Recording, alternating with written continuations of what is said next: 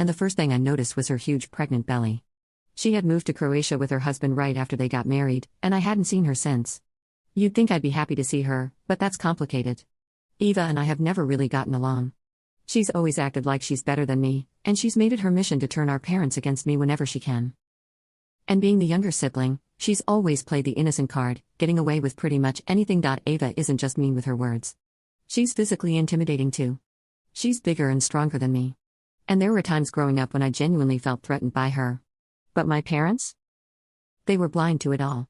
Every time I tried to tell them that Eva was bullying me or even getting physical, they brushed it off saying, "She's your little sister. How could she possibly hurt you?" That's how it's always been. I learned to keep my distance from Eva. When I moved out for high school, it felt like escaping a prison, but now she's back. And not just for a visit, she's back for good.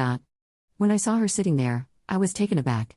I hoped she was just back to have her baby and then leave again.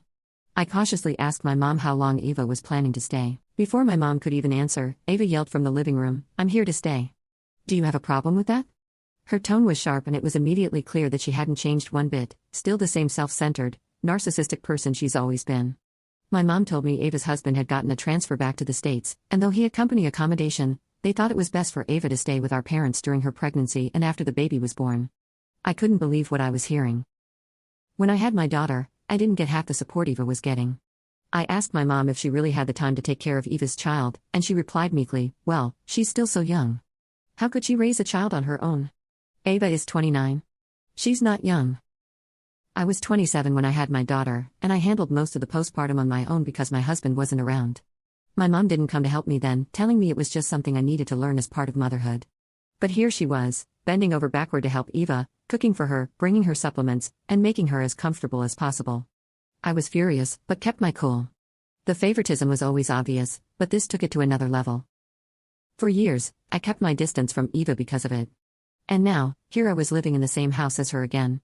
But this time, it wasn't just me I had to think about. It was my daughter. When I separated from my husband, I rented my own place at first. But my dad insisted I move in with them. He said their house was too big for just the two of them and that they could help with my daughter when I was at work. It seemed like a fair deal. Instead of paying rent for my own place, I could pay rent to my parents and save a bit of money. Plus, I was going through a lot emotionally at the time: pregnancy, postpartum, my husband's infidelity, so I accepted their offer. At first, it was fine. I paid rent and my mom agreed to babysit my daughter occasionally, though not as often as she had promised. Most of the time, I had to hire a full-time nanny because my mom said she couldn't babysit full-time. So instead, she played the role of a baby monitor, making sure the nanny was doing her job properly. It wasn't ideal, but I was grateful to have her around to keep an eye on things. But now, seeing how she was catering to Ava, doing everything for her while I had to hire help and take care of everything on my own during my pregnancy, it was too much to handle. My mom had barely visited me when I was pregnant. But for Ava, she was practically her personal nurse. I knew something was up. My parents had agreed to let Ava move in permanently, and I couldn't shake the feeling that they were plotting something. Our house wasn't that big to accommodate everyone comfortably.